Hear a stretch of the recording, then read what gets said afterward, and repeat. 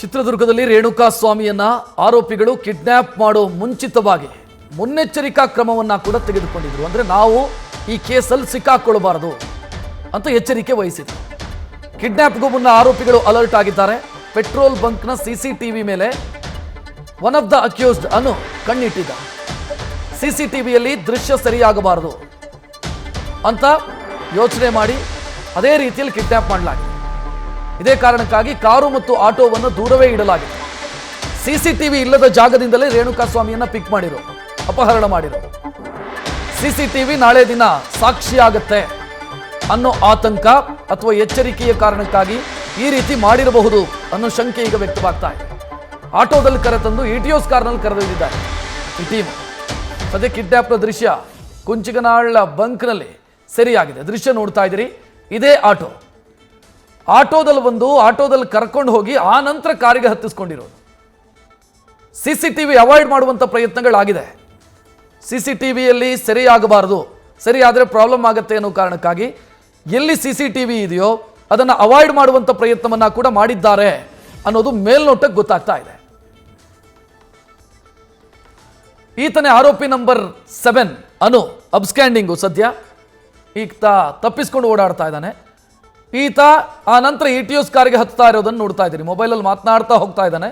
Etios car, ಅದೇ ಕಾರಲ್ಲಿ kidnap ಮಾಡಿರೋದು ರೇಣುಕಾ ಸ್ವಾಮಿಯನ್ನ. ಸೊ ಇಲ್ಲಿಂದ ನಡ್ಕೊಂಡು ಹೋಗ್ತಾ ಇರೋದು ಅನು, ಈ ಕೇಸ್ನಲ್ಲಿ ಸದ್ಯ ತಲೆಮರೆಸಿಕೊಂಡಿರುವಂಥ ಆರೋಪಿ. ನೋಡ್ತಾ ಇದ್ದೀರಿ, ಇಟಿಯೋಸ್ ಕಾರನ್ನು ದೂರದಲ್ಲಿ ನಿಲ್ಲಿಸಿದ್ದಾರೆ. ಸಿಸಿಟಿವಿಯಲ್ಲಿ ಸರಿಯಾಗತ್ತೆ ಅನ್ನೋ ಕಾರಣಕ್ಕಾಗಿ ಈ ಎಲ್ಲ ಎಚ್ಚರಿಕೆಯನ್ನು ತೆಗೆದುಕೊಂಡಂಗೆ ಕಾಣಿಸ್ತಾ ಇದೆ.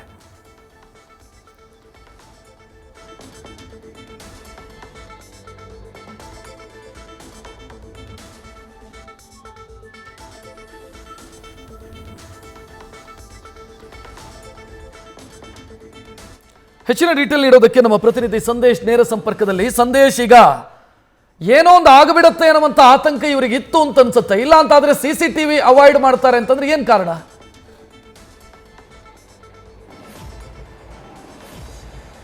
ರಕ್ಷಿತ್, ಇಲ್ಲಿ ಕ್ಲಿಯರ್ ಕಟ್ ಆಗಿ ನಾವು ಕುಂಚಿಗನಾಳ್ ಪೆಟ್ರೋಲ್ ಬಂಕ್ನ ಬಳಿ ಸೆರೆಯಾಗಿರುವಂತಹ ಒಂದು ದೃಶ್ಯಾವಳಿಗಳನ್ನು ನೋಡ್ತಾ ಇದ್ರೆ ಎಲ್ಲ ಒಂದ್ ಕಡೆ ರವಿಯನ್ನ ಹೊರತುಪಡಿಸಿ ಇನ್ನುಳಿದಂತ ಆರೋಪಿಗಳು ಯಾರಿದ್ದಾರೆ, ರಾಘವೇಂದ್ರ, ಜಗ್ಗು, ರಾಜು ಮತ್ತೆ ಅನು, ಇಷ್ಟೂ ಜನಕ್ಕೂ ಕೂಡ ಮೊದಲೇ ಒಂದು ಐಡಿಯಾ ಇರುತ್ತೆ. ಅಂದ್ರೆ ಮಾರಣಾಂತಿಕವಾಗಿ ಒಂದು ಹಲ್ಲೆ ಆಗುತ್ತೆ ಅನ್ನೋ ಒಂದು ಐಡಿಯಾ ಇರುತ್ತೆ. ಜೊತೆಗೆ ಕಿಡ್ನಾಪ್ ಮಾಡ್ತಾ ಇದ್ದೀವಿ ಅಥವಾ ಕಿಡ್ನಾಪ್ ರೀತಿಯಲ್ಲಿ ಅವನ್ನ ಕರ್ಕೊಂಡು ಹೋಗ್ತಾ ಇದ್ದೀವಿ ಅನ್ನೋ ಒಂದು ಐಡಿಯಾ ಇರುತ್ತೆ.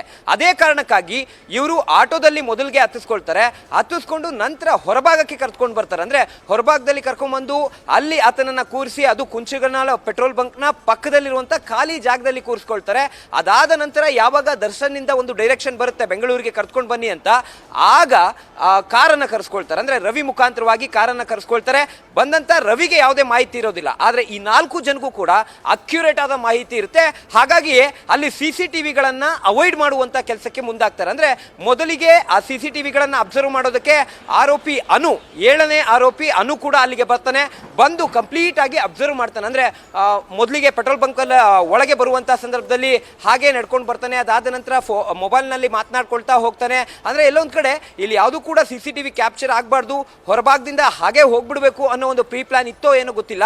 ಈ ರೀತಿಯಲ್ಲಿ ಸಿಸಿಟಿವಿಗಳನ್ನ ಅವಾಯ್ಡ್ ಮಾಡ್ತಾ ಹೋಗ್ತಾರೆ. ಜೊತೆಗೆ ಟೋಲ್ ಬಳಿ ಬಂದಂತ ಸಂದರ್ಭದಲ್ಲೂ ಅಷ್ಟೇ, ಡ್ರೈವರ್ ರವಿ ಅವರನ್ನ ಹೊರತುಪಡಿಸಿದ್ರೆ ಅಥವಾ ರಘು ಅವರನ್ನ ಹೊರತುಪಡಿಸಿದ್ರೆ ಹಿಂದೆ ಇರುವಂತವ್ರು ಯಾರು ಕೂಡ ಕಾಣೋದಿಲ್ಲ. ಬಿಕಾಸ್ ಕಂಪ್ಲೀಟ್ ಟಿಂಟೆಡ್ ಗ್ಲಾಸ್ ಇರೋದ್ರಿಂದ ಯಾರು ಕೂಡ ಕಾಣೋದಿಲ್ಲ. ಹಾಗಾಗಿ ಎಲ್ಲ ಒಂದ್ ಕಡೆ ಇವರು ಕಂಪ್ಲೀಟ್ ಆಗಿ ಪ್ಲಾನ್ ಮಾಡಿಕೊಂಡು ಸಿಸಿಟಿವಿಗಳನ್ನ ಅವಾಯ್ಡ್ ಮಾಡಿದ್ದಾರೆ. ಯಾಕಂದ್ರೆ ಅಲ್ಲಿ ಬೈಕ್ ನಿಲ್ಲಿಸುವಂತ ಸಂದರ್ಭದಲ್ಲಿ ಬಾಲಾಜಿ ಬಾರ್ ಸಿಸಿಟಿವಿಯಲ್ಲೂ ಕೂಡ ಅಲ್ಲಿ ನೇರವಾಗಿ ಬೈಕ್ನಲ್ಲಿ ಬರೋದು, ಅಂದ್ರೆ ರೇಣುಕಾ ಸ್ವಾಮಿ ಬೈಕ್ನಲ್ಲಿ ಬರೋದು ಸಿಸಿಟಿವಿಯಲ್ಲಿ ದೃಶ್ಯಗಳು ಸರಿಯಾಗುತ್ತೆ. ಆದರೆ ಇವರು ಆಟೋದಲ್ಲಿ ಬಂದಿರುವಂತದ್ದಾಗಿರ್ಬೋದು ಅಥವಾ ಇವರು ಓಡಾಟಕ್ಕೆ ಸಂಬಂಧಪಟ್ಟಂತೆ ಯಾವುದೇ ದೃಶ್ಯಾವಳಿಗಳು ಕೂಡ ಸರಿಯಾಗಿಲ್ಲ. ಹಾಗಾಗಿ ಕಂಪ್ಲೀಟ್ ಪ್ಲಾನ್ ಮಾಡಿ ಎಲ್ಲರೂ ಕೂಡ ಒಂದು ಎಕ್ಸಿಕ್ಯೂಟ್ ಮಾಡಿದ್ದಾರೆ ಆ ಪ್ಲಾನ್ ಅನ್ನ ಅಂತ ಅನ್ನಿಸ್ತಾ ಇದೆ. ಜೊತೆಗೆ ಇಲ್ಲಿ ರವಿ ಏನಿದ್ದಾನೆ, ಈತನೇ ಈ ಪ್ರಕರಣದ ಪ್ರಮುಖ ವಿಟ್ನೆಸ್ ಆಗ್ತಾನೆ. ಅಂದ್ರೆ ಕಿಡ್ನಾಪ್ ಪ್ರಕರಣ ಏನಿದೆ, ಆ ಕಿಡ್ನಾಪ್ ಪ್ರಕರಣಕ್ಕೆ ಆರೋಪಿಯಾಗಿರುವಂತಹ ರವಿಯನ್ನ ಮೋಸ್ಟ್ ಪ್ರಾಬಬಲಿ ಚಾರ್ಜ್ ಶೀಟ್ ನಲ್ಲಿ ಎನ್ಕ್ವೈರಿ ಮಾಡುವಂತ ಸಂದರ್ಭದಲ್ಲಿ ವಿಟ್ನೆಸ್ ಮಾಡಿಕೊಂಡು ಎನ್ಕ್ವೈರಿ ಮಾಡುವಂತ ಕೆಲಸವನ್ನ ಕೂಡ ಪೊಲೀಸರು ಮಾಡಲಿದ್ದಾರೆ. ರಕ್ಷಿತ್, ನ್ಯೂಸ್ ಫಸ್ಟ್, ನಿರ್ಭೀತಿಯಿಂದ ನಿಮ್ಮ ಪರವಾಗಿ.